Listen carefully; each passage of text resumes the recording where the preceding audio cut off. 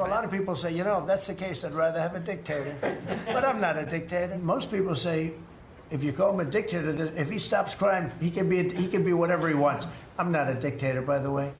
I mean, Trump has surrounded himself with people who already treat him like a dictator. As we approach Labor Day weekend here, this is just such a great opportunity really to recognize your leadership as a true champion for working people. Everyone knows there's no stronger advocate for hardworking American families than you, sir. Mr. President, it's pretty great to celebrate Labor Day with a builder who loves labor. Mr. President, I invite you to see your big, beautiful face on a banner in front of the Department of Labor, because you are really the transformational president of the American worker. The average family and individual that lives in this country is safer than they've been in years because of what you've done. Our country has never been so secure thanks to you. You have breathed life back into the profession of law enforcement. Your tireless campaign and your relentless messaging made people realize the American dream isn't dead.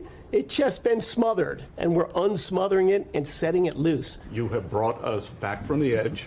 You have the overwhelming mandate from the American people. You're restoring confidence in government. All the industries that have been killed in this country are coming back to life because of you. You are going to save the whales on the East Coast. Thank you for saving college football, by the way. We're all very grateful. This is the greatest cabinet working for the greatest president. What we are accomplishing now, again, wouldn't be possible if not for your leadership. God bless your assembly of this team around this table. We're bringing the American dream back. I do believe we're in a revolution. 1776 was the first one. 1863 or so with Abraham Lincoln was the second. This is the third, with Donald Trump leading the way. There's only one thing I wish for, that noble committee finally gets its act together and realizes that you are the single finest candidate since the Nobel Peace, this Nobel Award was ever talked about, to receive that award. The rejection of democracy, the casual dismissal of law, the cruelty towards fellow citizens, these ideas don't spring from nothing. They begin when leadership demands flattery over facts, when loyalty is valued more than integrity. They are nurtured when critical thought is replaced by blind allegiance. What starts with forced praise in a cabinet room ends here, with the normalization of an ideology that sees cruelty as a strength and democracy as an obstacle. I think the case is now closed for anyone who's still ludicrous to believe that. Remember the debate from 2016, Ali? What drove the Trump MAGA base? Was it economic insecurity or was it racial resentment? I think if you spend an hour and a half watching that Jubilee debate on YouTube, I think it's pretty clear what drives the core of the MAGA base. It is racial resentment. It is cultural resentment. It is the browning of America. When they say make America great again, they're very explicit that it means make America white again. It means going back to not just the 1950s, but the 1770s. Take a look at Republican Congressman Mike Flood back in Nebraska, facing some very fired-up constituents. Last night, a Republican Congressman Mike Flood held a town hall in Deep Red, Nebraska, and take a look how it went when he tried to talk about Trump's so-called big, beautiful bill. I truly believe this bill protects Medicaid for the future. Do you think that people who are 28 years old that can work and refuse to work should get free health care?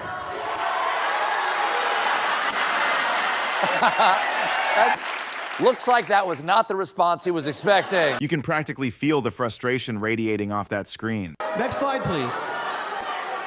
These are the other important parts of the One Big Beautiful Bill. Next slide, please. Next slide, please. All right, and with that, we're going to turn things over to the Q&A section. Because if the speeches and the official statements are the appetizer, then the Q&A is where the main course gets served. This is where the real questions get asked, the gloves come off, and things get a whole lot spicier. Let's see what happens when the politicians have to answer for themselves without a script. How much does it cost for fascism? How much do the taxpayers have to pay for a fascist country? This is not about partisan. This is about issues, because we're about to lose our democracy. Next question. Why are you covering up the Epstein files? Americans went to the polls in November And they had a choice between a Democratic candidate that had an open border, no enforcement, fentanyl, drugs, human trafficking. And they had a choice between that and a candidate that said, close the border, get illegal immigrants out of our country, stop the fentanyl, stop the human trafficking, stop the drugs, stop the crime, stop the violence. That's what Americans voted for. Americans voted for a border that is secure. And I support the president enforcing our immigration laws, which, by the way, were written by Congress. Accusations of fascism, shouting about the big, beautiful bill, which a lot of folks feel just ballooned the debt without actually helping them much. This ain't your typical sleepy town hall. This feels like a real temperature check on where some voters are at, even in traditionally red areas. The Republican Party, now more than ever, represents the heart and soul of the working class. And you'd think after all that, the shouting, the booing, the refusal to engage, a politician might take a moment to rethink their message. But no. Instead, you get this. A politician claiming with a straight face that their party represents the working class more than ever. It's a textbook example of a political narrative not matching the reality on the ground. It's not politics, it's morality. I care about people. And what I see happening to our immigrant population embarrasses me. You have not raised a voice to complain about it. Where do I see your leadership? I see no leadership. I see following Trump 100% of the time, and Trump's lead has been... We'll probably agree to disagree on some of my answer here, but what I view is the moral hazard created by the Biden administration by allowing the U.S.-Mexico border to remain insecure. And so...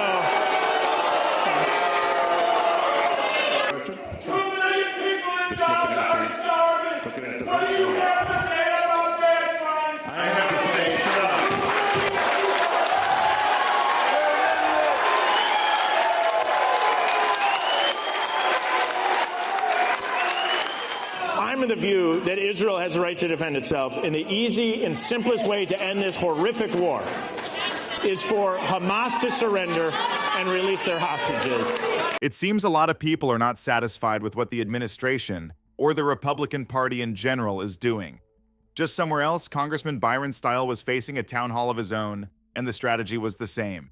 Constituents expressed frustration that he was not providing direct answers, and some accused him of parroting Trump's politics and not representing his community. President Trump seems to run Southeast Wisconsin. Through you. This is an earthquake. This is coming. The Republicans are looking at a wave election against them. This is what happened the last time. 2017, they cut taxes for the rich and just tried to cut Obamacare, to end Obamacare, and they failed.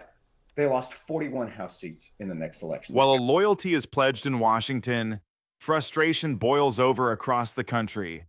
When the voices of the people and the praise of the powerful are this far apart, which echo will last?